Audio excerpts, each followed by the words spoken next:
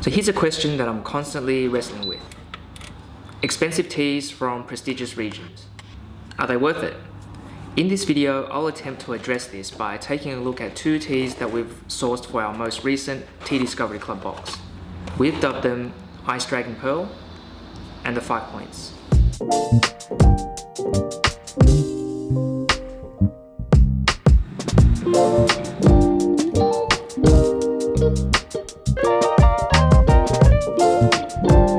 So let's start with Ice Dragon Pearl, a Raw Pu'erh tea from Norway. Now don't think that just because this tea has been shaped into a little pearl that it's less than desirable tea. There's a common misconception when it comes to Pu'erh teas that many assume all the best leaves will get pressed into cakes and that the lower quality or the lower grade teas will be either pressed into bricks or shaped into pearls. I mean, that's not always the case. I mean, sure, if you're looking at the most expensive and the most prestigious and I guess the highest quality leaves, most likely those are probably going to be pressed into a cake and presented as a cake of tea. With the bricks, they typically would contain more of the broken or sort of rougher leaves, or what would be considered perhaps lower grade leaves. But that doesn't necessarily mean that it's lower quality tea or it's poor quality tea, especially if the tea itself comes from a decent region. Throughout our tea journey so far, we've had some pretty amazing teas that were pressed into bricks or shaped into pearls, and we've also had many poor quality and flavorless teas that were pressed into cakes. Tea shaped into pearls, really, in the end, it's all about convenience, and why not make great quality tea convenient? At least that's what the producer of the Ice Dragon Pearl thought when they decided to shape this tea into pearls. So I really love this tea. It's got nice flavor, a nice body to it. It's got this sort of thick texture and a really rich kind of rounded mouthfeel as well. It starts off pretty sweet, but pretty soon after you've taken a sip, that sort of inherent strength, that bitterness that we've come to associate with a high grade Raw Pu'erh, that starts to show itself.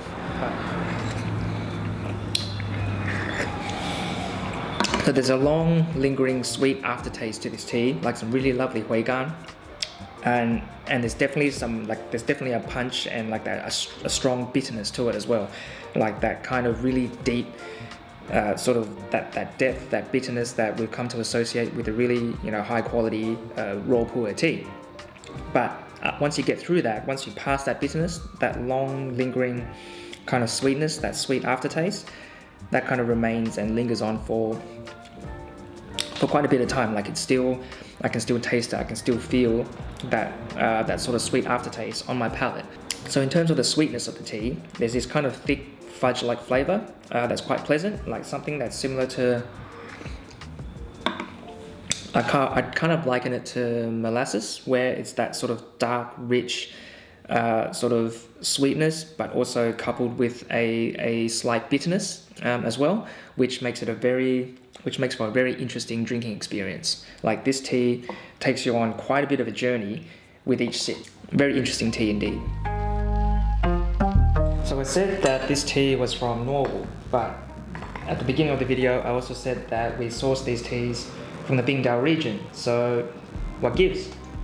Well, here's a little bit of background on the Bingdao region. But before I dive in, if you're enjoying this video so far, please consider subscribing to the channel as it helps us out a ton, and I'll be forever grateful for your support. Now, getting back to the topic at hand. So situated within the Lincang prefecture in Yunnan, Bingdao is a highly regarded region for Pu'er teas, mainly due to its ancient tea trees and unique terroir, which results in the production of some exceptional quality teas. Now, when we ask farmers and other tea experts in China about why Bingdao Pu'er teas are so highly regarded and pricey, a lot of them try to justify it by sort of describing its flavors and the sensation that the tea kind of gives you after drinking it. They use descriptions like it's quite soft, it's quite mellow, there's a rock sugar-like sweetness to the tea, long lingering aftertaste, a sort of cooling sensation as well when you drink the tea. Incredible 回甘, low levels of bitterness, astringency, all these kind of descriptions have been said about sort of teas from the Bingdao region. So also due to its, I guess, overall softer and more mellow and somewhat elegant flavor profile, Bingdao Pu'ers are often called the queen of Pu'er teas. And I guess to maintain the prestige of the tea, supply has always been quite limited. After all, there can only be so many, sort of genuine, wild, ancient tea trees growing around a certain region. And so over the years, however, due to the constant high demand and limited production of Bingdao Pu'er teas, it has since, I guess, led to a bit of a broader definition of what can be considered Bingdao teas. So if you take a look at the general area, there are actually 5 villages now that fall under the jurisdiction of Bingdao, and they sit on opposite sides of the Mengku River. So known as Bingdao Wuzhai, or the 5 villages of Bingdao, they are Bingdao Laozhai, Nanpo, Dijie, Bawai, and Norwu. So Bingdao Laozhai, Nanpo, and Dijie sit on the western side of the Mengku River, while Bawai and Norwu sit on the eastern side. Now, Bingdao Laozhai literally translates to Bingdao, Old Village, and is the village that enthusiasts and collectors are likely referencing when they talk about the ridiculously expensive teas from the Bingdao region. For example, many 200-gram size Pu'er tea cakes costing over $2,000 per cake.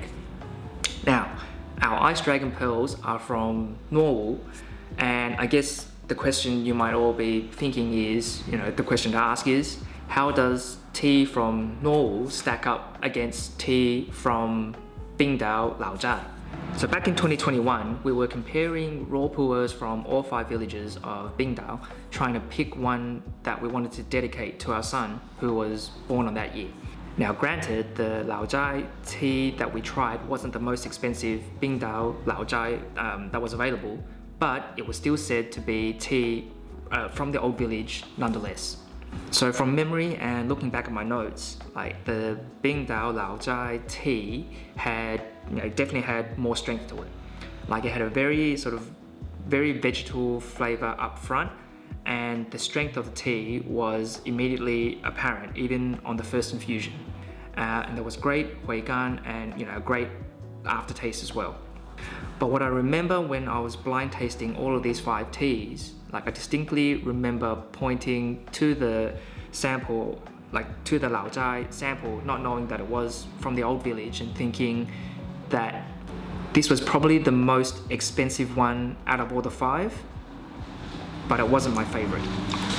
So the Pu'er from Norwu ended up being my favorite out of the 5, as I felt it had a much more interesting kind of flavor journey, not just with each sip, but also when experienced over multiple infusions, where the tea kind of started off a little bit lighter, a little bit sweeter at the beginning, before kind of gradually revealing the sort of inherent kind of depth and bitterness, like that bitter punch that you get from really high grade Raw Pu'ers. That I felt it kind of revealed itself a little bit more gradually with the tea from Norwu, when compared to, especially when compared to the Pu'er that from Bingdao Laozhai. So that was the case then, and it's still the case now with the Ice Dragon Pearl. This is still a relatively, kind of expensive tea, and to give you an idea, if we were to get these leaves pressed into 200-gram cakes, we'd probably have to sell it for $300 per cake.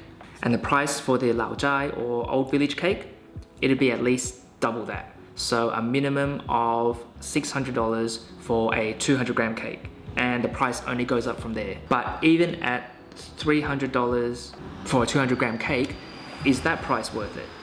Well, let's explore this question a little further via our second tea, the 5 points.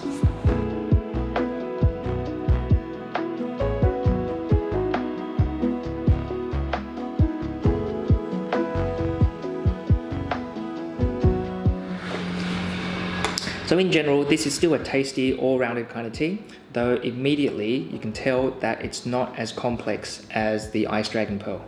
Like the initial flavors of the 5 points, it's lighter. It's definitely lighter, a little bit more grassy, I'd say. Whereas with the Ice Dragon Pearl, it definitely had a much deeper, sort of almost like a deep sort of vegetal sort of initial flavor, along with the sweetness that it had. This one doesn't quite have that, but it's still a nice sort of refreshing grassiness at the beginning. There's still a good, there's still kind of, it still has a thick texture to it, but not quite as thick and deep as the Ice Dragon Pearl. It's still a very enjoyable tea, this one, and there's still a bit of a kick to it as well. Like there is definitely that sort of bitter kick, but it is a little bit one-dimensional by comparison, especially when you compare it to the Ice Dragon Pearl. So the 5 points is a Huangpian brick that is made from a blend of leaves that have been sorted from finished teas from all 5 villages of Bingdao. So what exactly is Huangpian? Well, the literal translation is yellow leaves. So the picking standards for Pu'er teas in general is 1 bud and 3 to 4 leaves. Now the 3rd and 4th leaves are larger, and at times they don't contain as much moisture as the bud and the 1st and 2nd leaves.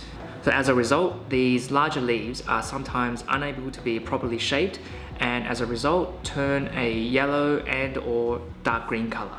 And so to maintain a more uniform appearance in the finished tea, these leaves, known as Huangpian, are picked out and kept by farmers to drink for themselves. Now it's not tea that's designed to be appreciated for its complexities and its nuances, and it functions more as a utilitarian tea, like something strong and punchy to get farmers through another hard day's work. So on the one hand, there's a cheaper Huangpian blend comprised of material from teas from all 5 villages of Bingdao, and on the other we have a proper sort of finished Pu'er tea from Norway. So there's a bit of a price difference between these 2 teas. So if we're looking at a price per gram, then the tea from Norway is going to be about 3 times the price as the Huangpian. So when it comes to expensive teas from prestigious regions, like when you get into this sort of pricing for tea, it's about more than just the flavor of the tea itself. Like sure, people are going to try and justify it, by telling you that the flavor is unique, there's going to be less bitterness in the tea, there's more sweetness, there's a lengthy huigan, to this tea. They'll even tell you that the cha qi, or the energy that the tea provides, is going to be unlike anything that you've ever experienced before.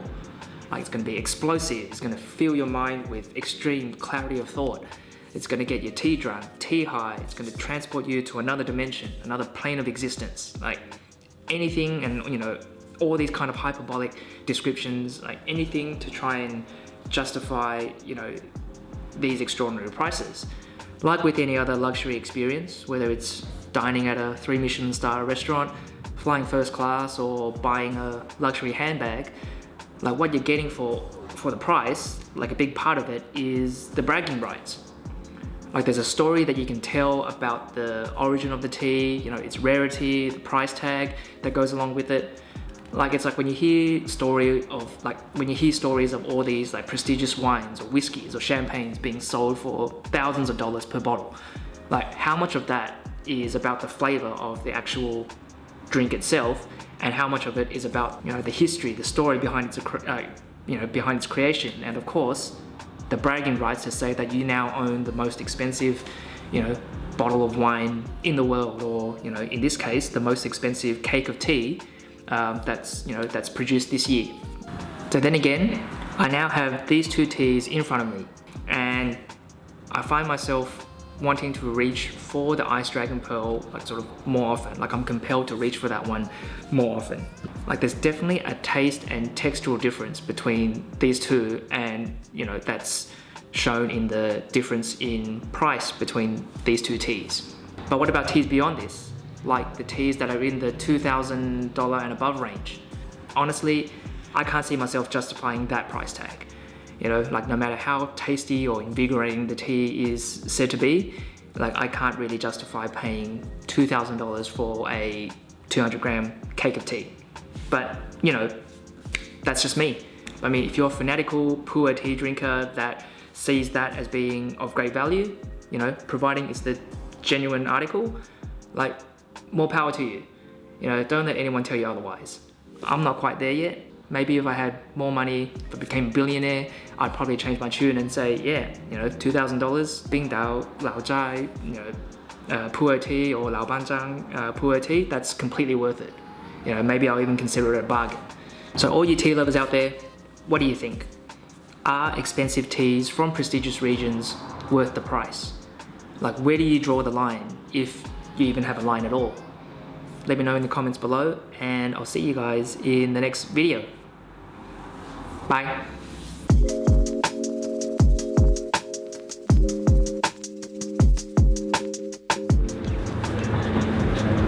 And yes, in case you're wondering, I am 100% tea drunk.